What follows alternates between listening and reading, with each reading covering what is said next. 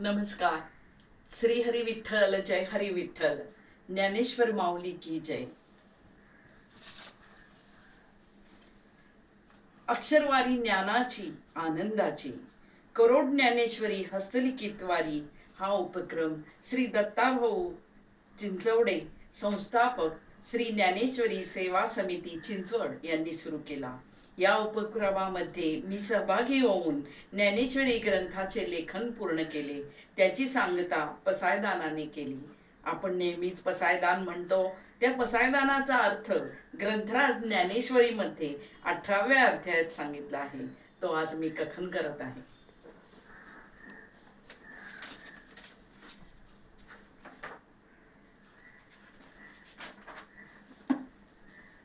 पसायदान म्हणते, आता विश्वात्मके देवे येणे वाक्यज्ञे तोषावे, तोषो निमज द्यावे पसायदान हे.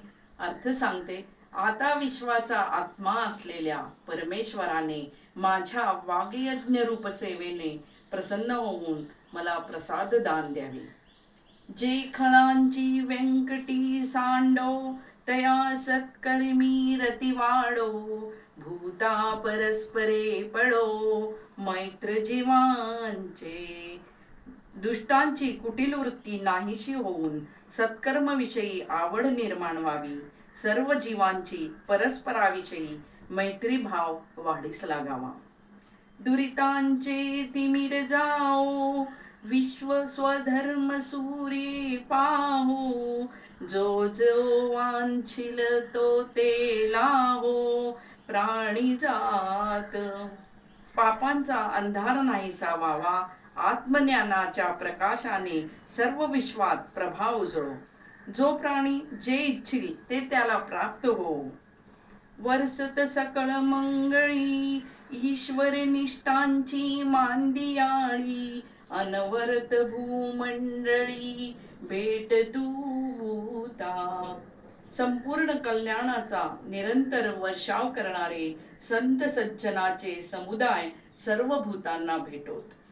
चला कल्पतरूंचे आरव, चेतना चिंतामणीचे गाव, बोलते जे अर्णव पियुषाचे.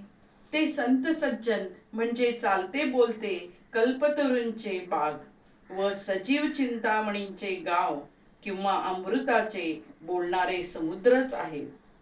चंद्रमे जे अलांछन, मार्तंड जे तापहीन, ते सर्वाही सदा सज्जन सोय रे होतू. जे कलंकरहित चंद्रमे, उष्णतारहित सूर्य असे सज्जन सर्वांना नेहमी आवडते व्हावेत.